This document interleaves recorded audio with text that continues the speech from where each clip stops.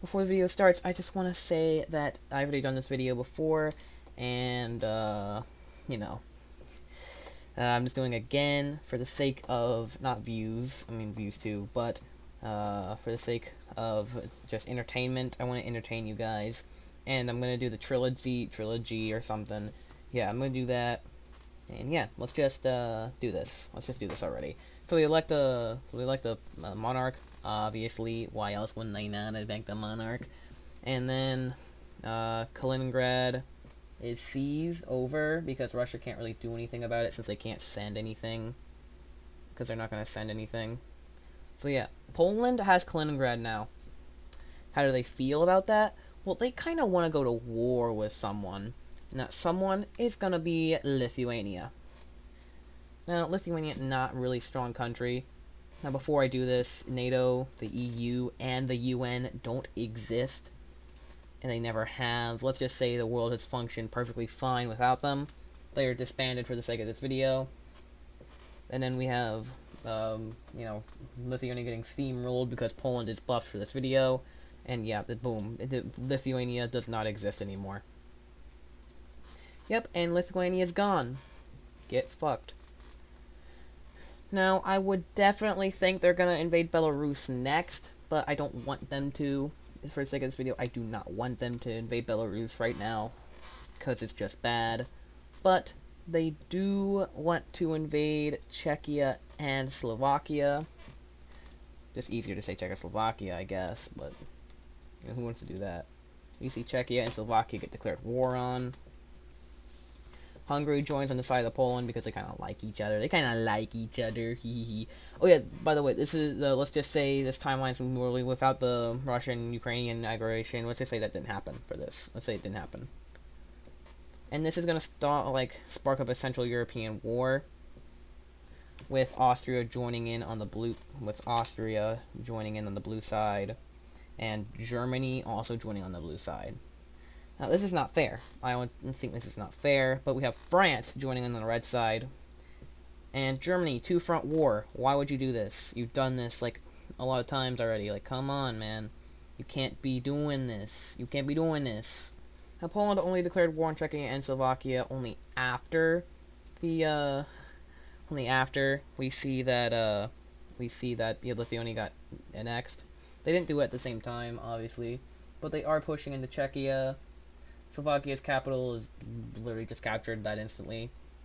And yeah, we just see the complete capitulation of Slovakia, and Austria is being pushed into, but Vienna is not captured because they're fighting, obviously. We then see France pushing in to Germany from the west. And we then see Germany pushing into Poland's west. Where have I seen this before? They eventually flank around this army, which forces them to retreat. That's definitely not what I wanted. Which forces them to retreat eastwards, counteract this invasion. And yeah, this is basically where the stalemate of the war is held, or that side stalemated. France is still steamrolling in. They eventually push up, and to where they push up and take all the Rhine. Now that Germany has no Rhine, it's going to be very bad. And yeah, we still see Germany pushing across Poland's coast. But Poland is a pretty flat country, so they have, like, no trouble pushing into this at all. But Poland is, again, buffed for this video, so they kind of have to win. I'm going to say they kind of have to win. So they push back Germany. Now, I think the red team would win this war realistically. And then we then see Germany be pushing though. And see a stalemate still being held over here because Poland is not really helping much. Poland is focused on this front, which everyone understands. They are still like trying to help over here. And then you know what? We're just gonna say a couple weeks later this happens. And then the stalemate's finally broken over here with a push in from all sides. They are still trying to keep them out of Vienna, though, which kind of goes successfully. Then the push into Germany begins. Berlin is like right there, which is kind of hard to be. It's gonna be hard to. Let's just go into the Battle of Berlin right now. I mean, right now. That is the city of Berlin right there. So they are pushing towards Berlin at speeds necessary to counter the invasion. You know. They eventually push. They're pushing in. They eventually do a flanking maneuver over here to cut off some infrastructure, and they encircle Berlin completely. And that's what happened on the map. That's all what happened on the map. Which Germany doesn't take too kindly to this and politely says fuck off. They politely say that.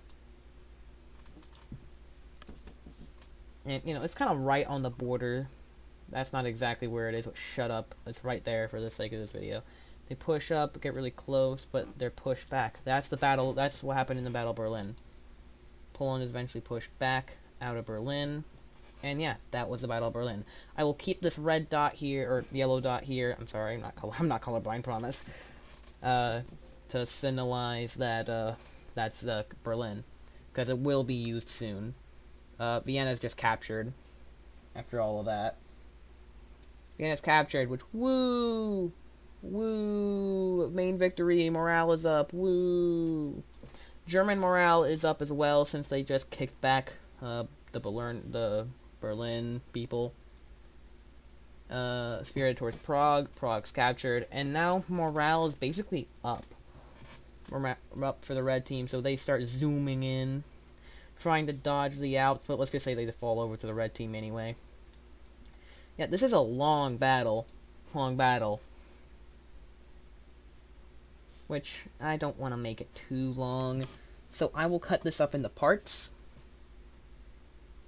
Dun, dun, dun, dun, dun, dun, dun. And let's just say that's captured. Which then causes for the Second Battle of Berlin, which happens instantly.